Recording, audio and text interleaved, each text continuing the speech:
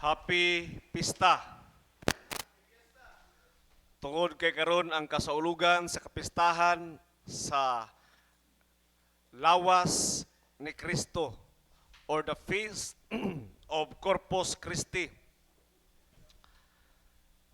Na ako'y pangutana mga igsoon o ang akong pangutana mao kini.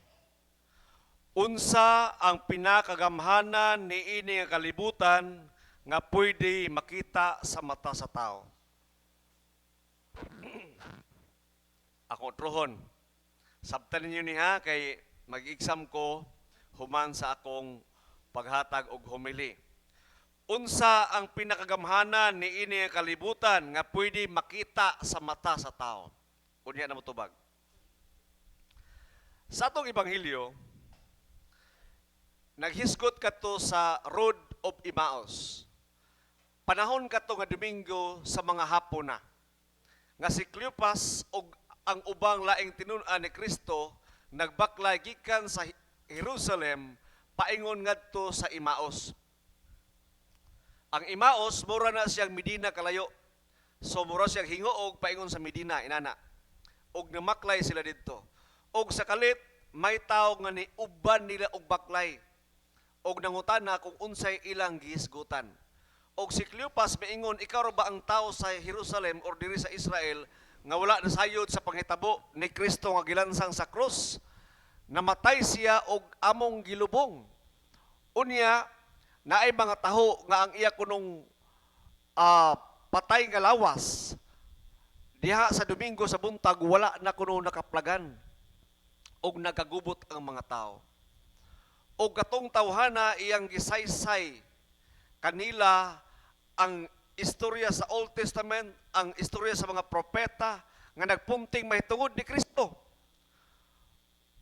Unya, hapon na kato, ug ang tao ni padayon og lakaw, og gipugngan siya ni Cleopas og katong laing tinun-an og miingon nga pabilin nga ni kanamo. Kay diri ra ta mag-spend sa atong tibuok gabi kay apiki na rabah og dili na maayong mobiyahe pa ka nga maabtan ka o gabiing dako. Og niuban kanila ang tao og silang nanglingkod og siya nikuha sa pan. Og katong tawhana iyang gipikas ang pan. Og iyang gipakaon ni Cleopas og ngadto sa laing tinun-an. Og sa dihang ang pan ni tugpa diha sa ilang ngabil og sa ilang baba og ilang gikaon nawala og nahanaw katong tawhana. Og nakaila sila nga kato di ay mao ang Ginoo sa dihang ang iyang katong lawas or ang pan ni dapat sa ilang baba og ilang gikaon. Jesus appeared to them in the presence of a bread. Sa dihang ang bread ni touch sa ilang ngabil, sa ilang baba, he disappeared because they consume Jesus already. Maigsoon, ang kaning word nga redemption, dako kay ni siya og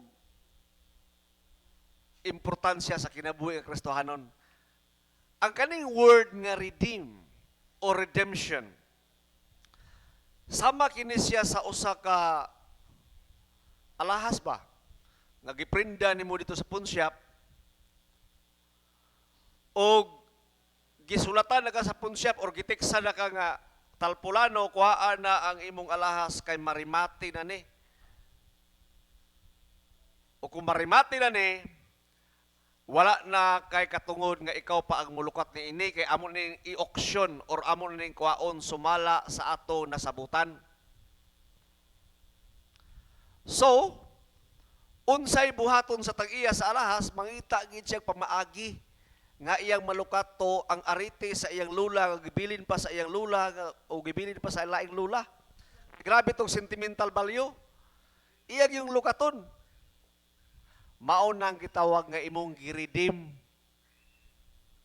Munang redemption. Ang redemption, ang kalambigitan ni ini sa atong kinabuhi nga kita kaniadto mga piniriso kita.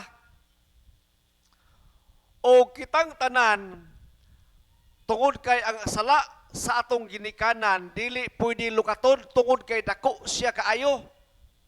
O ang bayad sa sala mao ang kamatayon lamang. For the wages of sin is death. O kitang kuno tanan naata sa prisuhan ang picture kaniadto tungod sa sala sa atong mga ginikanan. O kita tanan paingon gid ta unta pagkamatay. Mura tag naa sa death row nga isa-isa tapat yun isilirika or lethal injection. Ang uban ihang sa death, di ba, sa Middle East. Apan sa wala pa ta narimati, sa wala pa ta gihikugan, sa wala pa ta giinjeksyonan, sa wala pa ta gisilya elektrika, naay usa nga naglukat kanato. Og sa dihang naglukat siya sa atong mga sala, ang pamaagi sa iyang paglukat, iyang ibuhis ang iyang kaugalingong kinabuhi. Og sa dihang nitulo ang iyang dugo ni Kristo dito sa cross, that was the fulfillment or the epitome or the highlight of the sacrifice. The shedding of blood was the highlight of the sacrifice. Nga sa dihang nipatak ang iyang dugo sa cross, kalit lang ang silda, nilamba og naabri. Naabri og nalamba ang silda. O kitang tanan nga mga katawhan sa Dios nga naa sa prisuhan, nang gawas kita. Maigsuon mo na siya ang istorya sa redemption. Nga kitang tanan piniriso sa yawa, kitang tanan naa sa prisuhan og paingon ta sa kamatayon apan pinaagi sa iyang sakripisyo, giabrihan ang prisuhan. Tungod kay gibayran na sa Dios ang atong mga sala, pinaagi sa iyang hamili nga lawas o sa iyang hamili nga dugo. Mauna mga ginikanan, atong bantayan ang atong kinabuhi. Kay ang mag-antos sa atong mga sala raba, ang atong mga anak. Ngano man kita nakasala og ang bayad sa sala mao ang kamatayon tungod sa atong unang ginikanan. In the garden, and with Adam and Eve, dito nagsugod ang sala. Kinsa ang nag-antos? Kitang tanan. May nalang gali kay naa si Kristo nga pinaagi sa iyang kamatayon o pag-antos, pinaagi sa iyang lawas o iyang dugo nga iyang giula ngadto sa cross. Nalamba ang prisuhan. Kabalo mo sa the Passion of Christ kung nakita mo inyo na reviewon. Naiporsyon dia nga si Satan, ang iyang defection was, dili nimo siya ma-identify nga lalaki ba siya o babae. Mura siya transgender ba? You cannot identify whether he is male or female, katong lalaki o katong tao. Then he shouted, he screamed from the top of his lungs. When Christ died on the cross, murabag feeling niya nga nindaog na siya. Kaya gisabot niya ang Romans, gisabot niya ang mga Jews, gisabot niya ang mga pare, mga Sadducees, the leaders of the government during their time, nga magkunayb sila para ilansang si Kristo sa krus. And Satan think that he won the victory. Pero wa siya kabantay nga sa diya si Kristo, nitulo ang iyang dugo ug nakumpleto ang iyang sakripisyo na abri ang prisuhan o natangtang ang gapos ni Satanas sa iyang katawan, and the people of God was been set free. Og niingon si Satanas, ang last chance na lang nako mauni nga ang mga tao nga nangamatay kaniadto nga nagbuhat og yawanon, ako to sila. But the Bible says that Christ went to the dead. Niagto siya di kanaog siya ngadto sa mga patay. Sa iyang kamatayon sa cross, di kanaog siya ngadto sa mga patay. Ug iyang gisangyawan ang tanang nangamatay dito. That is why ang iyang defection ni Christ is like that. Kung tanawon niyo na, ang tanan nga nangamatay iyang gisangyawan ug nakabatud gyapon siya sa kinabuhi. Ug wala nagyoy nabilin kang Satanas. Apan maigsuon ay mga tao nga nagpabilin lang gyapon sa silda 1. Kabalo ba ta maigsuon nga naa sa ato diri nga gipagawas na ta ni Kristo gikan sa pagkabilanggo, apan nagpili ta og kinabuhi nga naa gyapon sa prisuhan.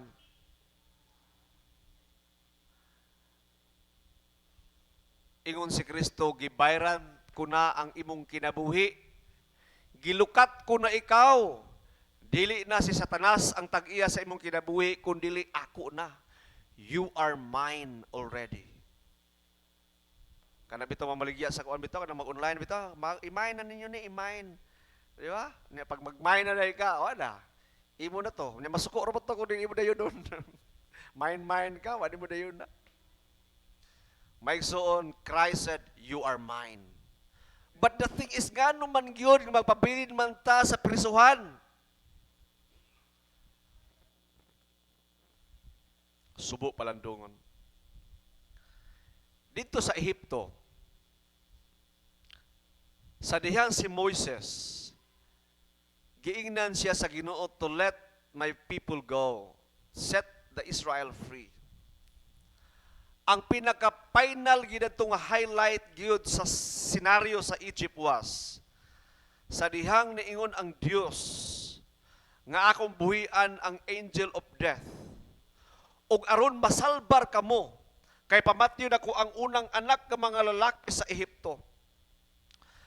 Para masalbar ang katawhan sa Israel, ang iyang buhaton mao kini, mag-ihaw kamo og karnero, ug ang iyang dugo sa karnero ibutang ninyo sa door frame sa inyong portahan, ug kanon ninyo ang karnero. Unsa buhaton? Ang dugo sa karnero ilang sauron ug ilang ibutang sa door frame. Og unsaon ang unod sa karnero? Kaunon. Niingon ba si Kristo nga simbolo kato? Okay, magbutang mo og dugo, simbolo. Magkaon mo sa karnero, simbolo lang gyapon. Dili nyo kanon, mura lang mo nagsungit-sungit, naghata-hata. Literal kato nga dugo.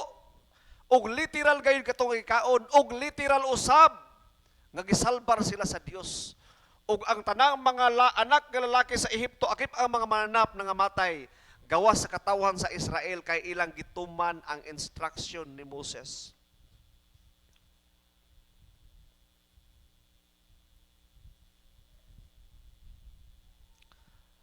Usa sa mga ebanghelyo nga si Kristo tuwa sa Capernaum, ug nagwali siya og daghan kayo nga mga tao, kay ang mga tao nagsunod-sunod kaniya, kay nakaon sila, usa sila sa mga 5,000 katong gipakaon ni Kristo, nga way labot ang mga bata ug mga babae, nga mudagan og duulan og 20,000 kabuok iyang gipakaon, ug nagabusog sila. Ug nagsunod-sunod na sila ni Kristo sukad di atong adlaw, tungod kay gusto nila nga libre ang ilang kaon. Ug niingon si Kristo, nagsunod mo nako tungod kay gusto mo makakaon sa pagkaon nga libre. And Jesus, niingon siya sa Book of John chapter 6. The Jews therefore, for a while, I am, ingon si Christ in John 51, no? Chapter 6 verse 51. I am the living bread which came down from heaven. If anyone eats this bread, he will live forever. And the bread that I shall give is my flesh, which I shall give for the life of the world. In siya ang pan nga akong ihatag kanyo, dili pan, dili unod sa karnero, dili mana dito sa kamingawan. Apan ang pan nga akong ihatag kanyo is my flesh. Sa pagpakadungog sa mga Hudiyo niini, Naglalis-lalis sila. The Bible says the Jews therefore quarreled among themselves, saying, "How can this man give us his flesh to eat?"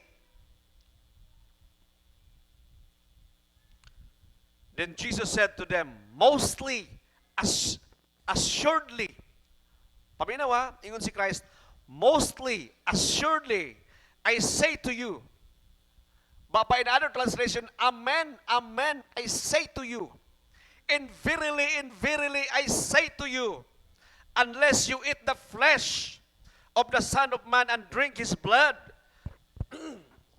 you have no life in you. Whoever eats my flesh and drinks my blood has eternal life, and I will raise him up at the last day. For my flesh is food indeed, and my blood is drink indeed. He who eats my flesh and drink my blood abides in me, and I in him."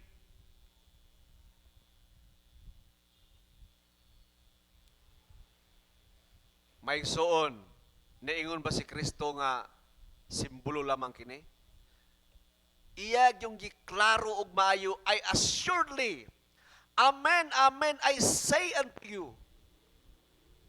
Pero naglali sila. Kay dili sila makadawat.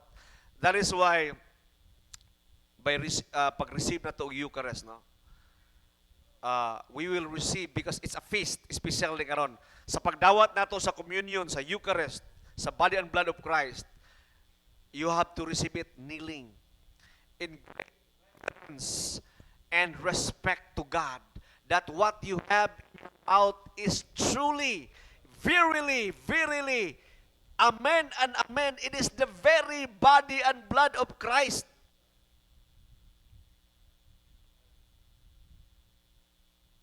In our brothers, big brothers in the Roman Catholic, ang ilang interpretation gidani is transubstantiation, nga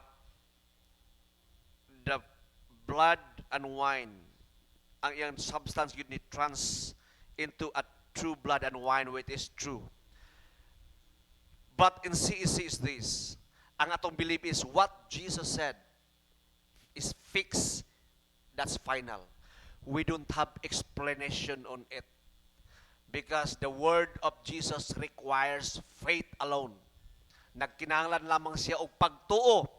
Og the more we explain, the more we will be confused. The more we explain, the more we cannot grasp the mystery of Christ.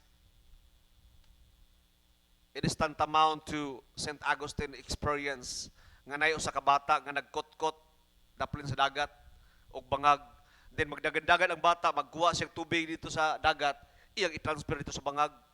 Dagan na siya sa bangag, o sa dagat, iya na sa butang siyang kabot, i-transfer na dito sa bangag. Then naingon si St. Augustine, unsay imong gibuhat? Ingon siya, "I want to transfer this ocean in this hole." Ingon siya, "Boy, it's impossible. The vast ocean your hole cannot contain this vast ocean." And the boy said, "Neither you, sir. Your little mind cannot comprehend the vast God and the infinite wisdom of God." And the boy disappeared. May so on, if we try to explain the Holy Trinity, if we try to explain the mystery of the body and blood of Christ, your little brain cannot contain the wisdom and the knowledge of God. All God needs from you is believe and have faith. Amen. Tuo lang God. Now, remember, ang mga Jew nga gisultian ni Kristo nga ang mukaon sa akong unod ug muinom sa akong dugo, dili makabaton og kinabuhi, ug dili na ko siya bunahon sa katapusang adlaw kung dili kita mukaon ug muinom niini. Now remember, the Jews doesn't eat pork. Ang mga Hudyo dili mukaog baboy. Ang katawan sa Israel dili mangaon og litson, pistar ba sa anakan karon. And the Jews doesn't eat fish without scales. Kanang mga isda nga walay mga himbis ang mga Hudyo. Ug ang katawan sa Israel dili mangaon ni ana. Labi na ng sisig nga nukos. Ganahan kita kanang nukos nga, uy, ang ata ayaw ilabay gisa akip. Ang mga Hudyo, di sila mangaon ni ana. Jews doesn't eat blood. Jews doesn't eat human flesh. And according to kosher, I think it's kosher, no? Ang sa Muslim is halal. Dili gina pwede kanon nila ang blood. In fact, kung mag-ihaw sila og baka, ilan ang ibitay, patiwarik, upside down, ulo na sa ubos. And they wait until the last drop of blood. Nga mo drop na yun, ay hala nila ihawon. Tungod kay ang giingnan sila sa Ginoo nga ayaw kamong kaon sa dugo. Kay ang naa sa dugo ang kinabuhi. And yet, si Jesus mismo nag-ingon kanila, kana ang akong lawas ug imna ang akong dugo. Mayson, ang mga protestante, evangelicals, Iglesia ni Cristo, Mormons, SDA, Jehovah's Witness, born again, ug daghan pa, niingon sila symbolic ni, ug dili na siya tinuod. Kita ra ba kay mga born again ra ba ta? Evangelical punta, charismatic punta. Huy, mga protestant ra ba itong background? Kaya kung ato i-trace ang tanan mga evangelical o mga charismatic, gika na sila sa split of 15th century kang Martin Luther.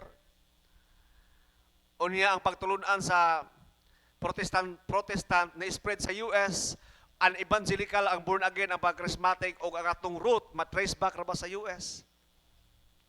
But thanks be to God that by the power of the Holy Spirit, He brought us back to the ancient path and we embrace this kind of faith in CEC. Maigsoon, in John chapter 6 verse 60 it says, "This is a hard saying, who can listen to it?" Ingon ang iyang mga disipulo nga, lisod kini nga pagtulunan, mukaon kita sa iyang lawas, ug muinom sa iyang dugo. Who can listen to it? And the Lord says, and ask him, if he also wanted to live, ingon siya kamo, daw bi kay lisod ba nga pagtulunan ka manglakaw mo? And Peter stepped forward, Lord, if we will live, to whom shall we go? Ginoo, kung manglakaw minimo, Lord, asan man sad mi paingon? Maigsoon, ang pagtulunan sa lawas ug dugo, sayon or lisod? Kung, to be honest, kaya imo matamatahon na ginimo, mo ingon ta nga, sayon man, Father. Well, kay natawo man ka sa CEC nga pagtulunan, pero what if natawo ka, naida ka nag-40 like me, nga nakamatgon gid sa una og evangelical, charismatic, pagka born again, dili sa yun Unsa ingon sa mga apostoles, pagkalisod ni ini nga pagtulunan and og ang iyang mga tinud-an nang lakawa na nagsunod ni Kristo. The people one by one left him. And only his disciples remained there and some of the women who are his followers. And Christ turned to them, where you live to. Ingon sila, lisod ni nga pagtulunan ang Lord. Pero bisan pa og lisod, Lord, dili mi mubiya ni mo Ginoo. Kaya kung mubiya mi nimo, Lord, asa man sabi paingon. Maigsoon, lisod gid ba ya? That is why ingon si Christ nga, he who eats in me, I will abide in him. And he abides in me, and I abides in him.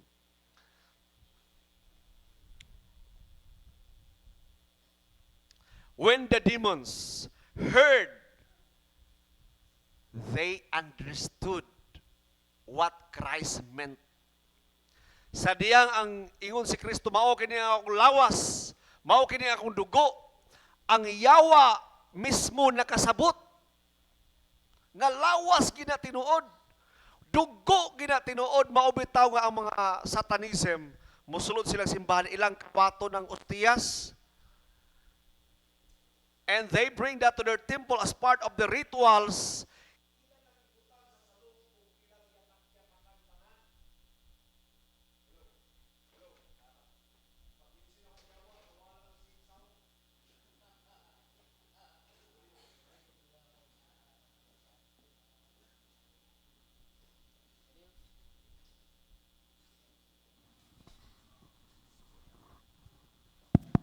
Abtik ng yawa da. Ang mga Satanes, musulod sila simbahan, kawato na nila ang reserved sacrament. Kawato nila ang blessed sacrament. Ang uban maglinya na sila, pero ilang ibutang silang baba kunuhay. Pero ilan na lang iluwa. Hoy, dapat wala ta, base sa ato na inana diri ha. Unya, unsi buhaton, isuksok sa tari sa manok para makabuno. Inana ra ba ng mga sugarol, no? Pero di ta buhatan na, that is desecration, no? Nakasala kita sa lawas ug dugo ni Kristo. Because even the demons understood what Christ meant when He said, "This is my body and this is my blood." Nasayod ang demonyo nga dili kana simbolo. Nasayod ang demonyo nga ang mana dili kato simbolo. Maigsoon, if you can't believe it, kung dili mo makadawat, I'm sorry to say, but there is no life in you and Christ will not raise you up at the last day. Kung dili kita makatuo ni ini, pasaylo ako musulti ko ninyo nga dili kamo mga luwas, kay nakaduog kamo ni ini nga kamatuoran. Og ang Dios dili kanyo mubanhaw sa katapusang mga adlaw. The nearest sacrament that can be compared to Eucharist is marriage. Ang Eucharist ato ni makumpara sa the sacrament of marriage. Kaminyoon, marriage to become the two individuals and they become one. And the highlight of marriage, kabalo mo, the highlight of marriage is consummation. Ang pag-consummate, ang pagpakig, hilawas sa asawa ug sa bana, dili sa manag-uyab. Sex outside marriage is fornication. It is a sin. Having sex with married man is adultery. Having sex with same sex is sodomy. Ako utron. Sex outside marriage is fornication. Having sex with a married man, if you are single, dili ka minyo niya, that is adultery. Having sex with same sex is sodomy. Ang sex, para lang na siya sa magtiayon. And outside from that,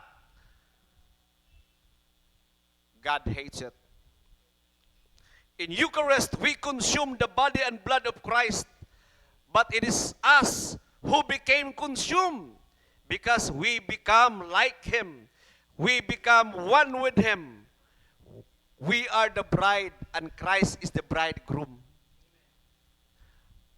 Sa dihang atong gikaon ang iyang lawas ug dugo, sama kini sa sacrament of matrimony nga ang magtiayon ilang i-consummate ang ilang marriage ug nahimo silang usa.